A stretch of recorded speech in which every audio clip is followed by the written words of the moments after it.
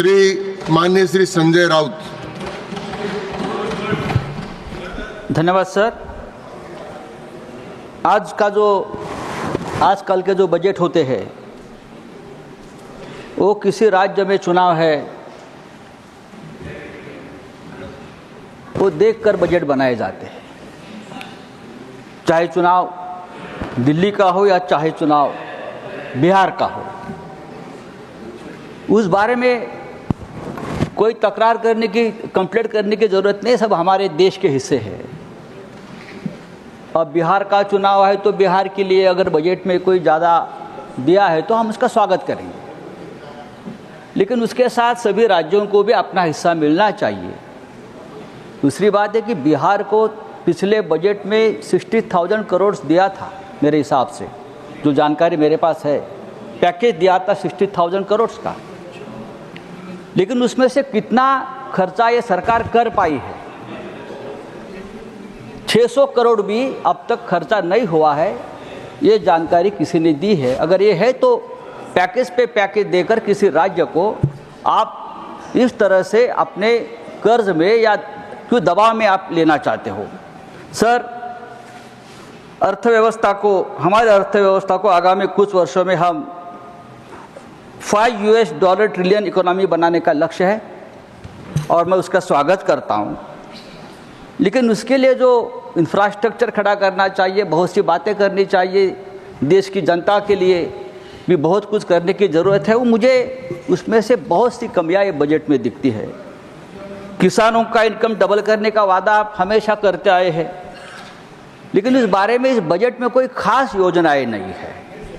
कम से कम minimum support price की जो मांग है किसानों की, और उसके लिए आज भी पंजाब का किसान आंदोलन कर रहा है, ये घोषणा तो आप इस बजट में अगर करते तो ज़रूर हम उसका स्वागत करते।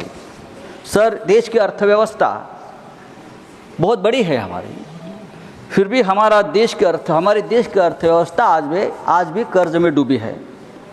भारत सरकार पर लगभग 185,000 करोड़ का कर्ज आज भी है, और फिर भी सरकार ने कुछ गिने चुने उद्योगपतियों का लगभग 16 लाख करोड़ का कर्ज माफ़ किया, लेकिन किसानों का कर्ज अब तक हम माफ़ नहीं कर पाए हैं। हमारी पूरी अर्थव्यवस्था 325 लाख करोड़ की है, और ये जो कर्ज हमने माफ़ किया है ये अर्थव्यवस्था के 50% के बराबर है। देश के हर व्यक्ति पर आज भी 1.25 लाख रुपए का कर्ज है। सर, सरकार कहती है कि मिडिल क्लास का बजट है। कैसे? आपने 12 लाख तक का इनकम टैक्स को छूट दी है, इसलिए ये बजट सिर्फ मिडिल क्लास का नहीं हो सकता। देश की आबादी लगभग 140 करोड़ के पार हो गई है, उसमें से ये 12 लाख रुपए इनकम पाने वाले कितने लोग हैं? इनकम टैक्स से ज़्यादा परेशान अगर आज लोग हैं तो वो जीएसटी से है। जीएसटी का भी सीधा असर इस देश के मिडिल क्लास पर हो रहा है। लोग मार्केट में जाते हैं, रोज़ लगने वाला सामान खरीदते हैं, और हर सामान पर ये कॉमन लोगों को जीएसटी पे करनी पड़ती है, और इसलिए महंगाई बढ़ गई है। अगर आपने इनकम टैक्स के साथ साथ जीएसटी के ऊपर भी कोई अच्छा एक पैकेज दे देते मिडिल क्लास के लिए, तो ये देश की जनता सचमुच खुश रहती, क्योंकि आज जीएसटी की वजह से महंगाई बढ़ी है, जीएसटी की वजह से व्यापारी खुश नहीं है, जीएसटी की वजह से बहुत सा एक बड़ा वर्ग है वो अपना कंजम्पशन कम कर रही है। ये सभी बातें हैं वो जीएसटी से जुड़ी है, लेकिन जीएसटी को आपने कोई कॉमन पीपल को जीएसटी के बारे में कोई आपने कंसेशन नहीं दिया है। दूसरी बात है सर कि आपने मिडिल क्लास की अगर आप बात करें तो आज भी ये सरकार 85 करोड़ लोगों 85 करोड़ लोगों को फ्री रेशन दे रही है, तो ये सभी लोग बिलो पॉवर्टी लाइन है, तो उसका मतलब है उनके पास कोई इनकम नहीं है। देश में 15% लोग ऐसे हैं जिनके पास कोई काम नहीं है, वो बेरोजगार है पूरी तरह से, उनका कोई इनकम नहीं है। और हमारे वित्त मंत्री ने अपने भाषण में बेरोजगारी के बारे में कोई न योजना दी है, न बेरोजगारों का कोई नाम लिया है। देश में महंगाई बढ़ रही है, उस बारे में कोई योजना नहीं है कम करने के लिए।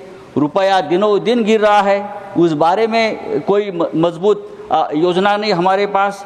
तो ये सभी बातें अगर हम देखें तो दिखावा ज़्यादा है इस बजट में, दिखावा ज़्यादा है, शो ज़्यादा है।